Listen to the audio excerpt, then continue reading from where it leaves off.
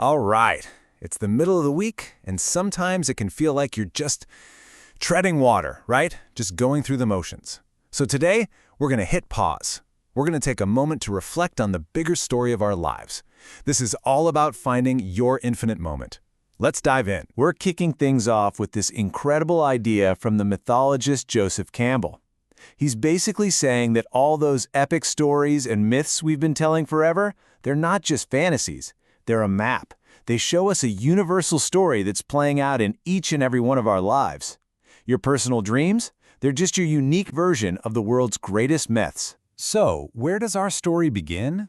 Well, for many of us, it starts in what you could call a wanderer's world. You know that feeling? A little lost, moving through life without a clear destination? But what if that feeling isn't a dead end? What if it's actually the very first step of the hero's journey? The call to adventure. And this mythic idea, it plays out in really modern ways. Take this insight from a Reddit support group. It shows exactly how that feeling of being lost can show up. We try to fill that inner void with stuff, to try and numb that feeling of emptiness. It's a deeply human thing to do when we feel disconnected. But here's the big reframe. What if that empty feeling, that sense you're just wandering, what if it isn't a personal failure at all? What if it is that call to adventure Campbell was talking about? The exact moment your story is begging you to leave the familiar behind and start a truly profound personal quest. Okay, so if we've answered the call, we're gonna need a map. And the good news is, a hidden map actually exists. It's this incredible, unifying principle that's been woven through ancient wisdom and, you won't believe it, is even echoed in modern science. This right here is a core Hermetic principle, and it's thousands of years old. As above, so below. It suggests that there's this fundamental connection between all the different layers of reality, from the giant macrocosm of the universe right down to the microcosm of your own inner world. They're mirrors of each other. And get this, it's not just ancient philosophy. It's popping up in our most advanced sciences.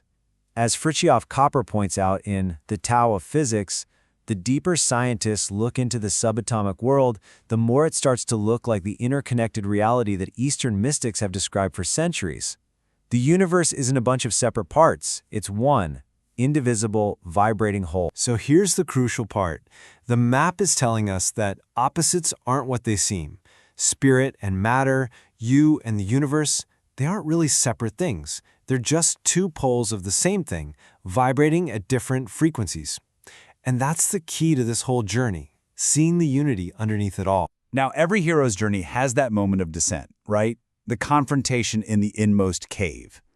For our journey, that cave, it's inside of us. The next step means we have to turn inward and face the parts of ourselves we'd much rather just ignore. The psychologist Carl Jung gave this part of us a name, the shadow.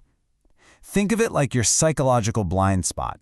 It's where we shove all the thoughts, feelings, and impulses we've decided are unacceptable, or bad, or shameful. It's kind of our hidden, dark twin. Here is just a raw but really powerful example of the shadow at work, from a user on a CPTSD support forum. See, even something that seems virtuous, like being too nice, can have a shadow side. It can be a protective strategy, a kind of manipulation that's born from trauma. Recognizing this isn't about judging ourselves, it's about seeing the whole truth of why we do what we do. And the whole point of confronting the shadow isn't to destroy it, it's to integrate it. By bringing all this unconscious stuff into the light, we stop being so one-sided. We start moving toward what Jung called psychic wholeness, becoming a more complete, balanced, and authentic person. Yeah, it's hard work, but that's where the real treasure is hidden. And what is that treasure? What is the reward for this tough inner journey? It's the elixir from the hero's myth. It's the profound, creative power that's been hiding in plain sight this whole time. Your infinite moment. I just love this Zen story.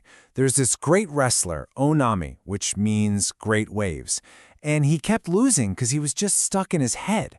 So his master tells him to go meditate on being the waves themselves. And the moment Onami stopped seeing himself as separate from the waves and just became the waves, he was unbeatable. That's the power of becoming one with the present moment. This isn't just some mystical idea, you know. It has real, tangible benefits. Achieving this kind of inner peace means being totally present, totally comfortable in your own skin. You shift from just reacting to life's problems to being truly resilient.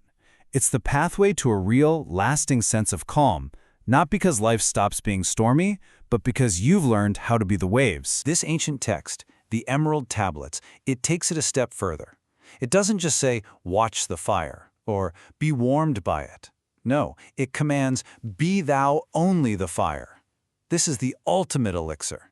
It's about shifting from passively observing the present moment to actively embodying its creative, transformative power.